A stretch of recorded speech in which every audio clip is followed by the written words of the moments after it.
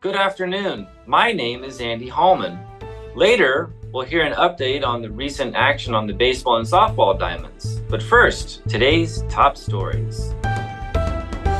Fairfield residents might recognize a familiar face in U.S. cellular ads appearing on television and on the internet. Lou Bolster is a local contractor who moonlights as an actor, often appearing in theatrical productions like last weekend's Fact musical Oliver.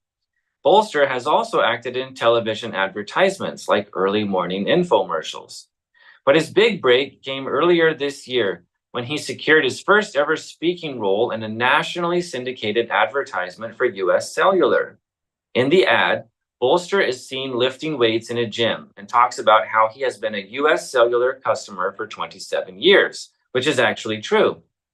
Bolster says in the ad that US Cellular asked him to talk about their special customer event, US Days.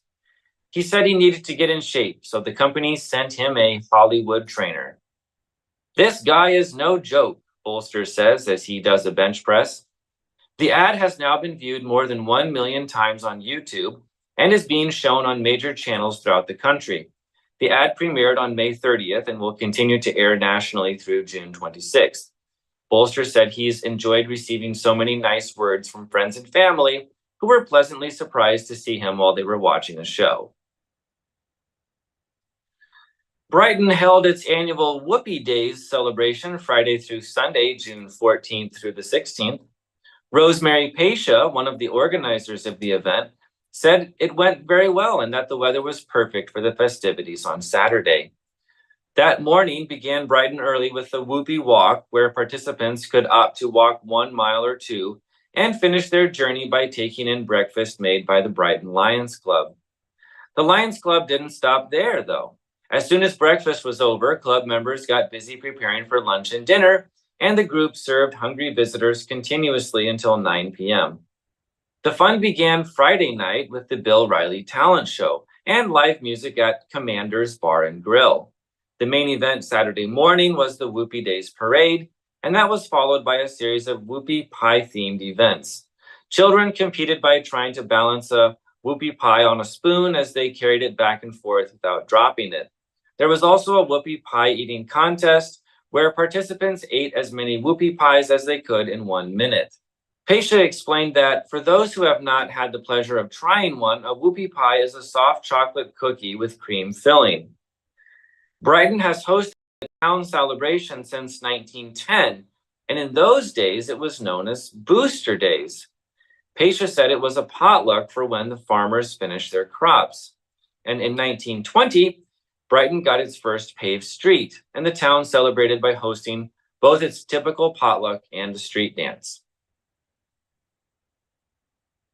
The Demon Soccer program will no longer include members from Pekin after the Washington School Board voted Wednesday night to dissolve a sharing agreement with the smaller school. School officials said they'd heard no interest in registering for the team from students at the high school 34 miles away in Packwood and opted to end the agreement, bumping Washington down from a Class 3A team to 2A as a result. Washington head soccer coach Sally Hart said the agreement started in 2015. While only 4 Pekin students have traveled to Washington for the sport since then, she said those who did were highly impactful players. The list in total includes former team captains Simeon Buey, Levi Rohr, Isaac Gentry, who graduated this year after making the All-Southeast Conference list, as well as multi-sport athlete K.J. Rohr.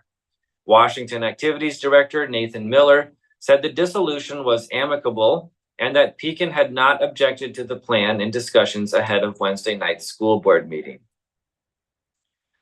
A Riverside woman was sentenced to 50 years in federal prison on June 11th, convicted of producing and distributing explicit images of 2 children after taking a plea deal in February.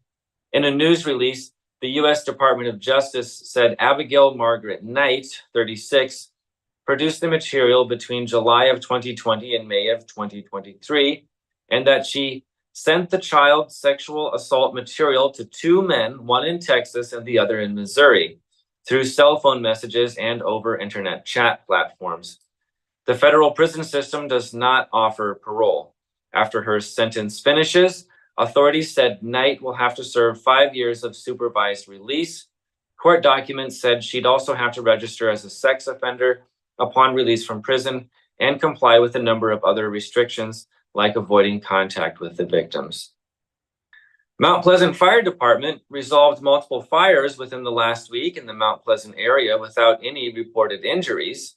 According to Eastern Iowa Fire Grounds, the Mount Pleasant Fire Department responded to a structure fire on Washington Street the evening of Wednesday, June 12th. Reports state that the fire began when the vehicle caught on fire as staff performed work on it. The fire quickly spread from the vehicle to the building. However, Mount Pleasant Fire Department's quick response from their weekly Wednesday evening meeting made a difference. Emergency crews contained the fire to only the auto shop side of the building and reported controlling the fire within approximately 5 minutes. No injuries were reported in the fire, and the business will need to spend time on cleanup before resuming all normal business practices. Just 2 days before this fire, the fire department and Henry County Sheriff's Office responded to another call for a structure fire just after 6 p.m. Monday, June 10th. Reports stated that a woman in a wheelchair was stuck inside a mobile home located in the Green Valley Mobile Home Court area. According to the Sheriff's Office, a woman in a wheelchair was stuck inside the structure. When Mount Pleasant Fire Department and Sheriff's Office arrived at the scene, all occupants were removed from the mobile home and the fire was determined no longer active. Those are today's top stories. We'll take a short break, and when we come back, we'll hear more about the recent action on the baseball and softball diamonds. Federation Bank is a locally owned bank providing award-winning customer service. We believe that we are more than just a federation of banks, but a federation of communities, serving Brighton, Richland, Wellman, and Washington, Iowa. Federation Bank's highly skilled staff is here to make sure you are able to accomplish your personal and professional goals, whatever they may be. Federation Bank, your family bank. Welcome back to Newsbreak, everyone. This is your sports editor, Andy Kretzinger, and here is your sports report for Tuesday, June 18th, 2024. Summer's really moving along, and we had some big-time baseball and softball games in the SEC last night, the biggest of which was a doubleheader between Mount Pleasant and Fairfield. Coming into the evening, Mount Pleasant had a one-game lead in the Southeast Conference standings over the rival Trojans, and for a short time, they were tied atop the world because Fairfield wins game one, 9-3 behind the arm of Dane Burkhart, and a nice little offensive explosion in the middle of that one. At that time, it was they were tied for first. They still had one game to go, and Mount Pleasant 12-7 in game two. Ben Newton gets the win in that one for the Panthers. That sets up both teams for a showdown on Thursday in Mount Pleasant, where Fairfield will look to either tie things up in the standings or Mount Pleasant could go up 2 with only 4 games remaining after Thursday night for both teams in the conference. Softball-wise, the Fairfield Trojan offense, after a tough schedule coming in to last night, had a tough time this weekend in a tournament, and they explode for 12 runs in the first game, 14 in the second game, 12-0 win over Mount Pleasant in the first game, 14-2 in the second game. Both games ended early because of the mercy rule. So Trojans win their first 2 SEC games. They actually jumped Mount Pleasant in the SEC standings with those 2 wins. And those 2 teams will be playing Thursday as well. Lainey Norris gets the win for the Trojans in game 1. Leah Helmick gets the win for the Trojans in game 2. Elise Setterstrom goes 3 for 3 with a trifecta of RBIs for Fairfield in game 2. On the back on the baseball field, Washington went down to Keokuk last night. Both teams came in looking for some conference wins. They only had one going into it. Keokuk wins the first one 7-2, and then the Demons go crazy on offense in one of the wilder games of the season, down 6-1 at one point. Washington uses an 11-run fifth inning to win this one 15-11. Caleb Ziglowski with a homer and 6 RBIs, 3 hits, a homer, and 6 RBIs. That was Washington's first win over Keokuk in baseball since 2022. Big one there for the Demons. So both those teams are tied in the standings. They will play again on Thursday. And of course, Fairfield and Washington still have to play one baseball game later on in the summer. Demons also played Keokuk on the softball field. And if you guys have been paying any attention, Washington ranked 7th and in first place. Nothing changed after last night as the Demons win 2 games over Keokuk softball, 16-4 and 14-1. 14-1 was game 2, or was game 1, 16-4 game 2. Demons 9-0 in SEC softball. And they were tied with Burlington atop the standings, but Burlington actually lost one of their games last night to Fort Madison. So right now, Washington is alone atop the SEC standings, the only undefeated team left in all of SEC summer sports play. Over the weekend, we had a lot of small school baseball and softball. Cardinal wins 3 games. Highland wins 3 games. These are softball games. Columbus over Pekin. Mid-Prairie wins against both Central Springs and Durant. Hillcrest Academy beat Kyoto by 1 run. Hillcrest beat Winfield by in a 10-7 game. We got and then Columbus falls to Keokuk and Lone Tree. Mid-Prairie falls to Regina.